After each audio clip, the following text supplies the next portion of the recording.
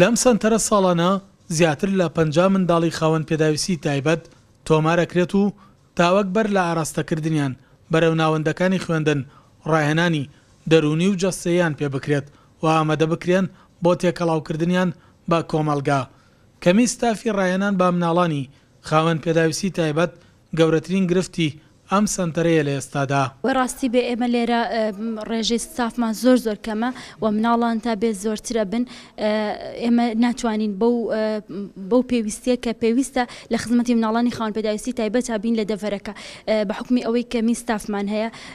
ئێمە لێرە بە شێوەیەک ئیشەکەین لەگەڵ مناڵەکانە لەوانەیە لە ژوورەکە پێویستی بە مامۆستایەک لەگەڵ چاودێرێکا بێ، بەڵام ئێمە لەبەر کەمی ستاف جاروا هەیە 2 مناڵ لە ژوورەکان تەنیا مامۆستایەکین.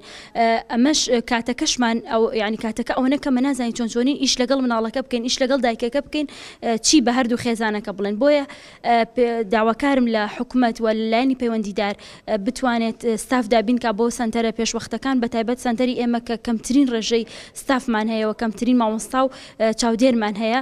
نەبوونی هۆڵی ڕاهێنان بە مناڵانی خاوەن پێداویستی تایبەت گرفتێکی سەرەکی ئەم سنتەرە بوو.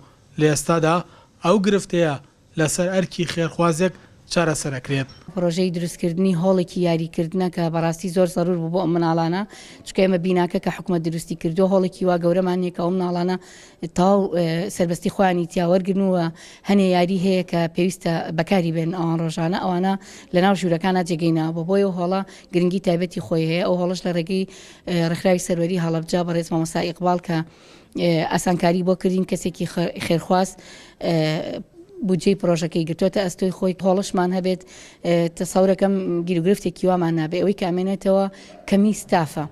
بەڕاستی ئێمە ساڵانە بۆ نزیکەی 50 مناڵێتە ئەم سنتەرە. ستافەکەمانەوەی کە کاری پەروەردەیی ئەکا لەگەڵ مناڵەکانە 5 مامۆستایە. 5 مامۆستاش خۆی لە بەرنامەی پەروەردەی تایبەتە ئەبێ هەردوو مناڵ و مامۆستایەکی هەبێ.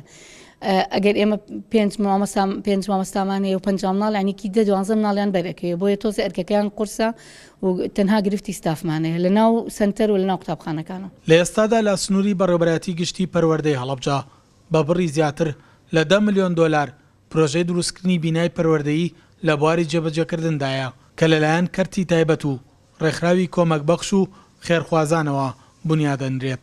نزیکەی 10 ملیۆن دۆلارێک پرۆژە لە سنووری پارێزگای هەڵەبجە بۆ بواری پەروەردە جێبەجێکرێ.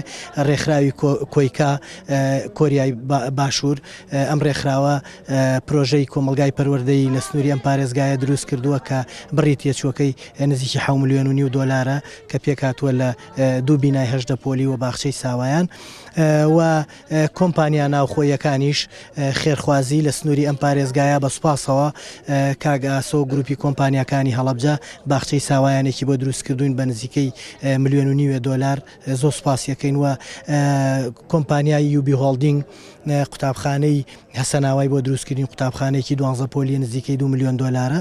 سەرپەرشتیارانی پەروەردەی تایبەتی هەڵەبجە پیان وایە لەم دۆخەدا کە کەرتی تایبەت و ڕێکخراوە کۆمەک بەخش و خێرخوازان ڕۆڵە گێڕن لە دووبارە دروستکردنەوەی بینای پەروەردەییدا پێویستە حکوومەتی هەرێمیش ژمارەیەکی تایبەت لە کارمەندیان بۆ دابمەرزێنێت تاوەک لەم سنتەرەدا بتوانن زۆرترین خزمەتی مناڵانی خاوەن پێداویستی تایبەتی هەڵەبجە بکەن. بەمەش نەوەیەکی تەندروست تێکەڵ بە کۆمەلگە دەکەنەوە. سەلاح جەمیل، کورسات نیوز، هەڵەبجە.